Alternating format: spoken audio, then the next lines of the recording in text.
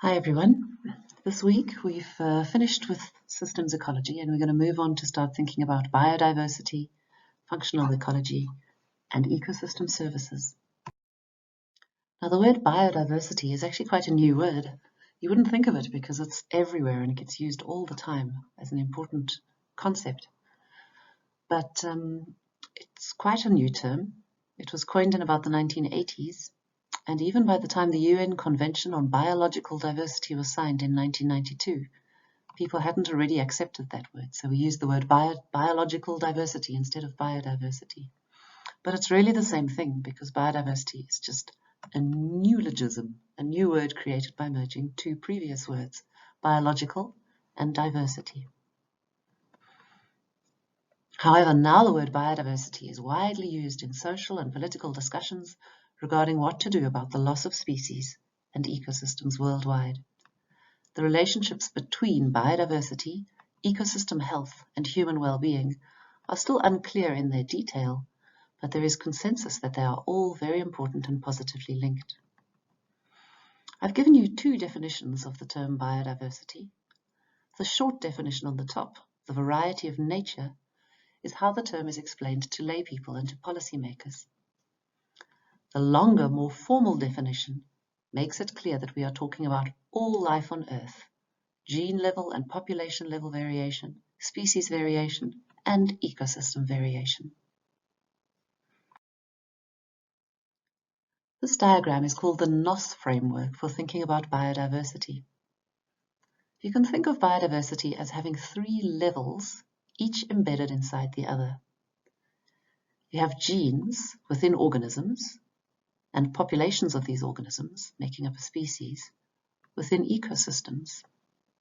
Each of these levels has variation which can be expressed in three different ways.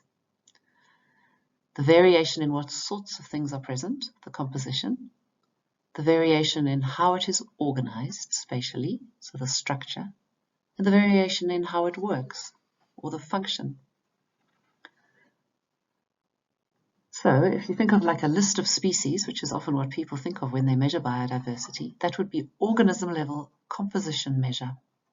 So you're measuring at the level of an organism, counting species, and you're measuring the composition. On the other hand, if you measure the total genetic variability in a sample of soil, for example, that would be a metagenomic measure of biodiversity composition. A map of all the ecosystem's presence would be a structural measure at an ecosystem level. The three forms and levels are all related. For example, the structure often reflects the function, which in turn is ultimately based on what genetic forms are present.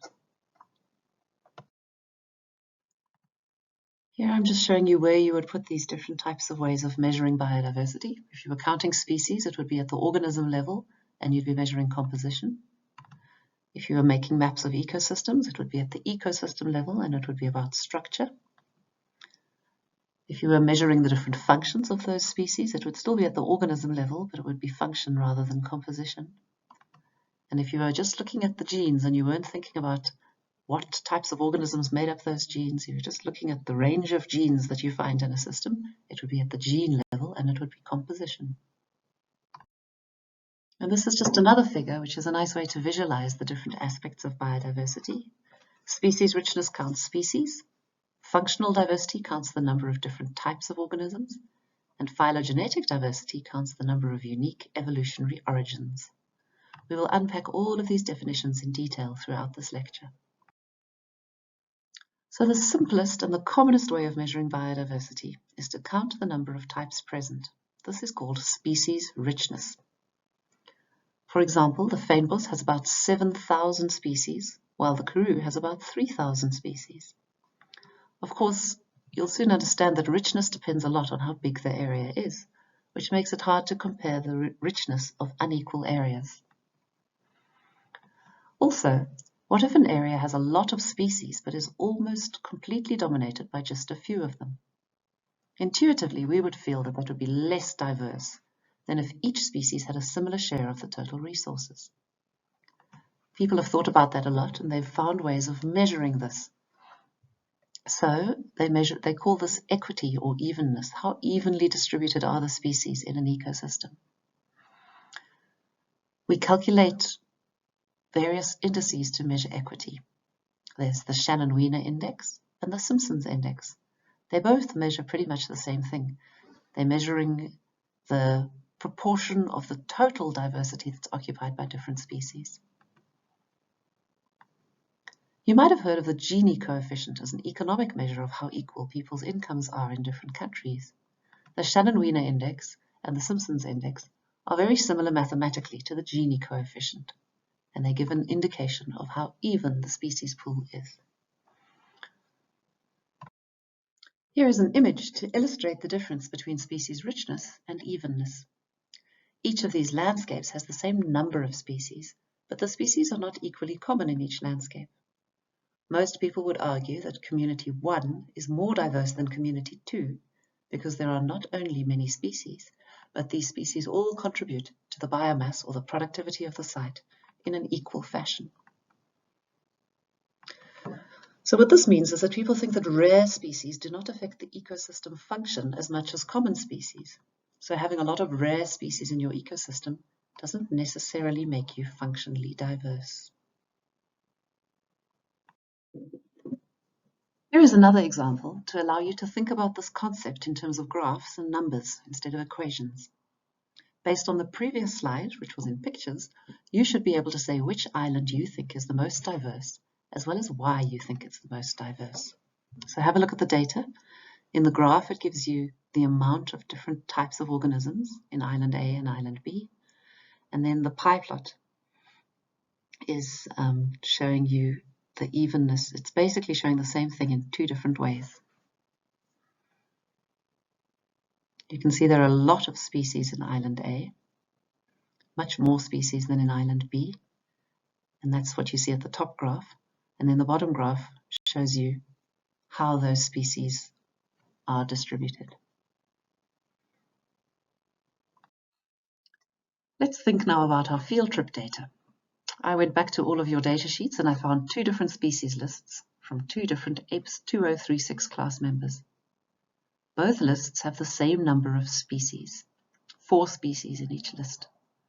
Maria Maiko's list has a lower evenness because 60% of all of her individuals were just one species, Peltophorum africanum. Here we're going to try it. Tholohonolophatzo's list has higher evenness. So it's much more evenly distributed between the species. However, the species all come from only 2 plant families, whereas the other list has a wider genetic diversity, has species from all over the plant kingdom.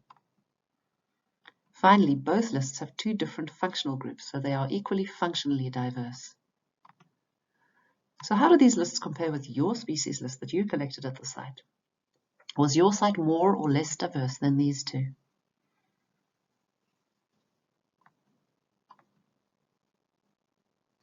So basically, you can see from here that it would be up to each of you to decide what you consider the more diverse landscape. As long as you back up your arguments with solid logic about the different aspects of biodiversity, you can't be wrong. However, it is very important that when we compare diversity across different places, we all use the same definitions. Otherwise, we could get totally incorrect answers. That's where the Shannon-Weiner index and the Shannon index come in. They are standard methods for quantifying biodiversity that everyone can use. And even once you've resolved how you're going to deal with the richness versus evenness question, there are still questions around how you're going to quantify biodiversity in a landscape, because species populations vary in terms of how they cover the landscape. A wonderful ecologist from the 1960s called Whitaker thought about this a lot. He traveled around a lot and he looked at lots of communities and he thought about ways to measure the differences between those communities. And he defined 3 concepts. He called alpha diversity the richness at a particular plot, so the number of species at a site. So, for example, if you counted the number of species within your 20 meter by 4 meter transect on the field trip, that would be alpha diversity that you were measuring. The turnover in that species composition as you move the plot across the landscape is called beta diversity. So we could quantify the beta diversity at our field site at Tswaying Crater by seeing how different the various group species composition data were from each other as we moved down the Katina. Another example would be comparing our two different biomes in South Africa. The succulent karoo has quite a high alpha diversity at the scale of just a few meters. And if you move the quadrat a very short distance away, you'll record a nearly completely different set of species. So the succulent karoo has a high beta diversity too. Savannas can have quite a high alpha diversity, certainly by global standards, so you can have quite a high number of species in one plot. But typically, if you put another plot a short distance away, you'll measure basically the same set of species, so the beta diversity is low. Now, gamma diversity is really the total species diversity of a landscape. It can be expressed as the relationship between these two measures of biodiversity. These concepts are quite simple to understand: alpha diversity, beta diversity, and gamma diversity. There's the species richness at a plot, how that varies as you move across plots, and then the total number of species in a whole landscape. But to actually measure it is quite complicated, and many different formulas have been proposed for how to calculate these three different diversity measures. You will learn about them if you continue to study biodiversity science. However, if you are interested, then you can look at these readings by Whitaker as a good place to start, because he developed the original definitions. So we're building up complexity here. We started by just looking at species richness and defining species richness. Then we learned how to think about evenness and how to think about the abundance of different species. And then I gave you some measures for thinking about how these species are arranged in the landscape diversity. In the next few slides, I'm going to introduce you to three more important concepts of biodiversity that people have discussed. Firstly, people like to think about the uniqueness of the genes present, the phylogenetic diversity.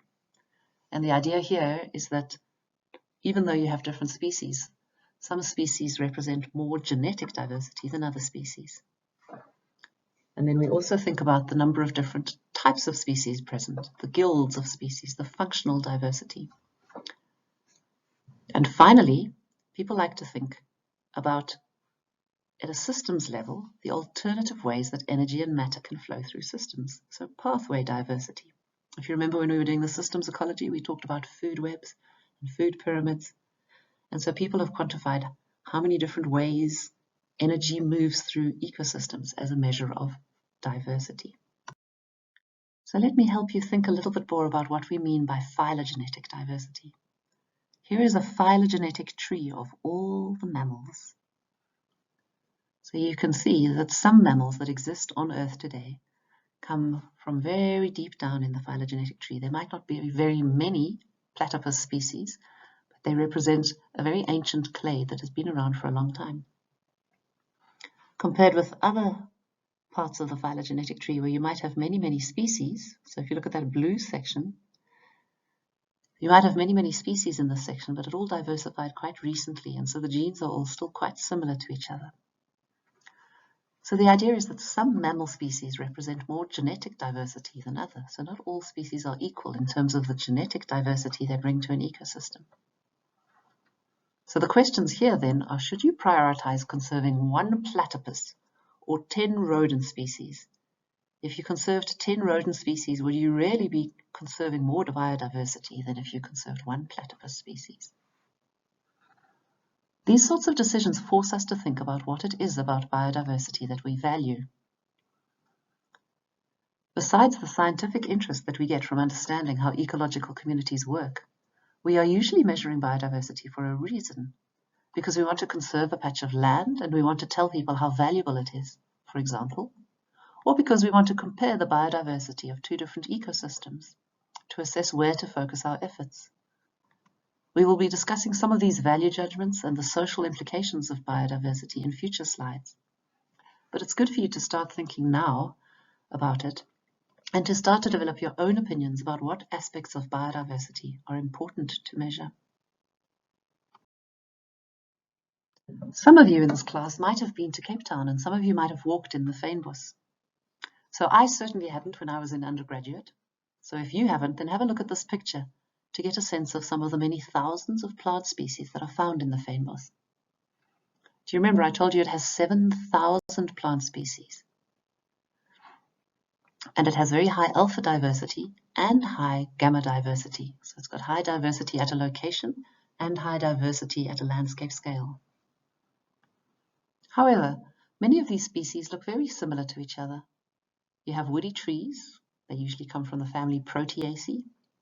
You have shrubby, fine-leafed plants. They're often from the family Ericaceae.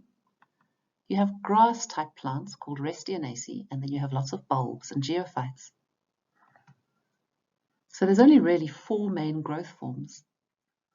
And when my colleagues at UCT were aiming to understand the impacts of the recent severe drought in Cape Town, they divided this biodiversity up into these 4 functional groups, because they found that the species in each functional group responded in the same way to the drought. Therefore, the functional diversity in relation to drought was quite low, despite the high species diversity. On the other hand, people who study dispersal biology in the fynbos are always astounded by the number of different ways that plants there have found to spread their seed, anything from mice to ants to fire to wind. So the functional diversity in relation to dispersal is quite high. So functional diversity is very important to consider, and we're going to discuss it in the next lecture.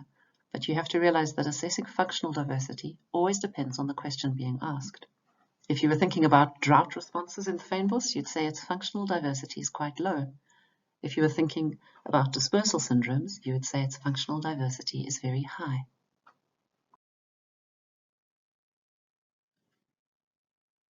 So let's stop thinking about how to measure biodiversity and start talking more generally about where and how you get different amounts of biodiversity. Biologists have been arguing for decades about why some parts of the world are more diverse than other parts. And you can see from the map here that there are certainly some strong global patterns of species richness. Species richness is high in the tropics and it's low as you approach the poles. There are lots of exceptions to this pattern at more local scales. For example, the extremely high biodiversity in the fynbos and the succulent karoo that you can't even see in this figure. However, it certainly seems that there should be some compelling explanation for this global pattern. So now I want you to sit and use your current knowledge of ecology and your current knowledge about the global biomes. That's one of the first things we taught you in this course. And your knowledge about the history of these biomes and their characteristics, to think about some reasons why there should be more species in the tropics and fewer at the poles. I want you each to stop the slide, look at the patterns and sit and think and write down at least 2 reasons why you find more biodiversity in tropical systems than you do in the poles. As I mentioned, we are still arguing about this one, so there is no right or wrong answer. But here are 5 key possible explanations that people have come up with. The first one is that areas that have had a long time to accumulate species have more species than areas that are recently disturbed. Much of the temperate land area was glaciated, that means covered with ice, during the last glacial maximum, which was less than 20,000 years ago. Therefore, the ecosystems in the Northern Hemisphere have had less than 20,000 years to assemble themselves.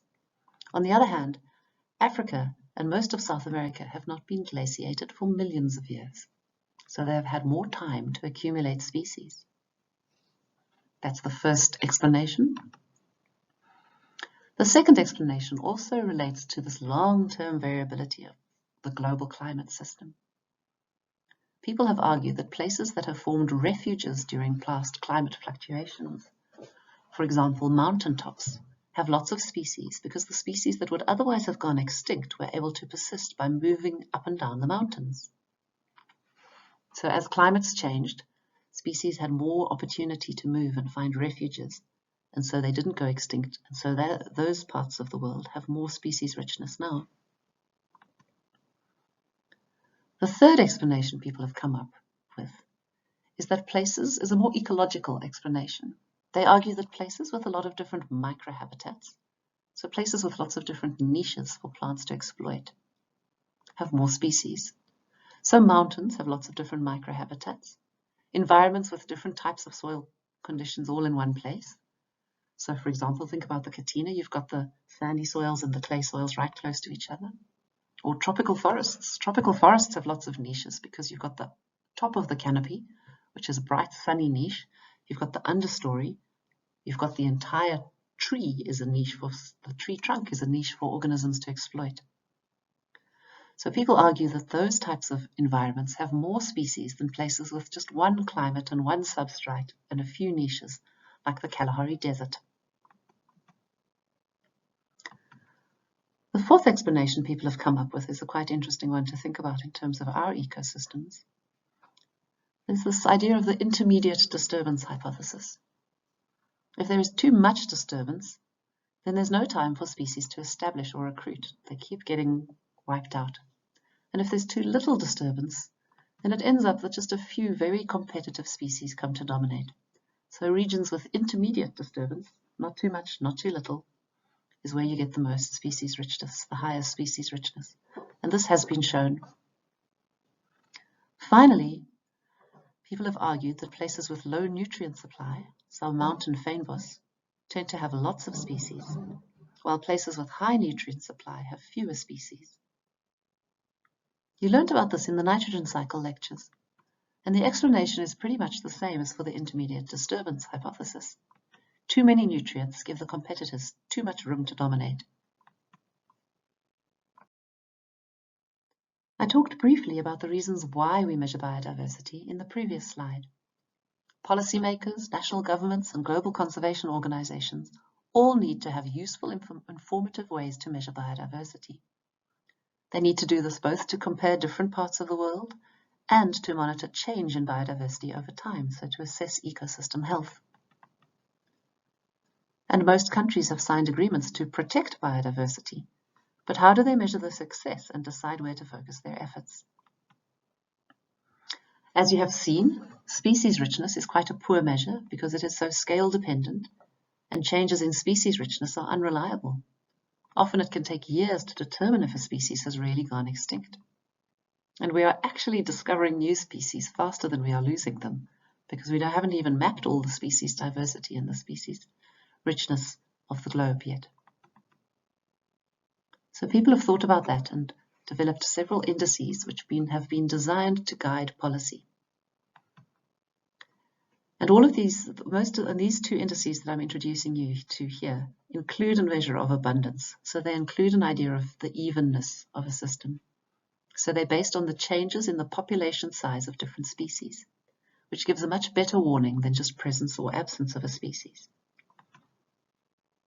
The Biodiversity Intactness Index, which you can see mapped in that map on the right-hand side, is an index that is quite easy to use because it scales from 0 to 100. 100 is an intact biodiversity, and 0 is zero biodiversity. If you map this for South Africa and average it, you find out that Africa is currently at about 80% biodiversity. And you can see which parts of South Africa have low biodiversity. It's all the parts that we've converted into croplands. And that also helps you understand that really the biggest threat to our biodiversity is land conversion. Another index people have developed is called the Living Planet Index, which does quite a similar thing. But instead of ranging from 0 to 100, it basically says, let's relate all the biodiversity today to what it was in the year 1970. So in the year 1970, that had a biodiversity index of 1. And then what this graph is showing is how that value has changed since 1970. And it's a bit of a depressing graph because you just watch it decreasing. So basically the health of our planet has been consistently decreasing and getting less than it was in the 1970s.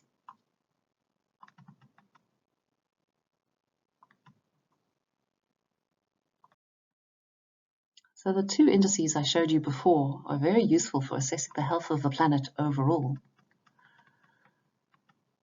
But they're not very sensitive to rare species. And as humans, we do care about species that are rare. And so the RED data list is a huge global effort to assess how threatened individual species are all over the world. The RED list counts up the proportion of species which are threatened. So if you look in this graph, A red list index of value of 1 indicates that all the species in a group would be considered as being of least concern, so not expected to become extinct in the future. A value of 0 indicates that all species in this group have gone extinct. A constant slope means that the extinction risk is constant. So you can see that birds, since the 1990s, many birds had already gone extinct, but since then the extinction risk has kept pretty much the same. So we have only really about 90% of the bird richness that we had before, and they are still going extinct, but the threat is the same over time.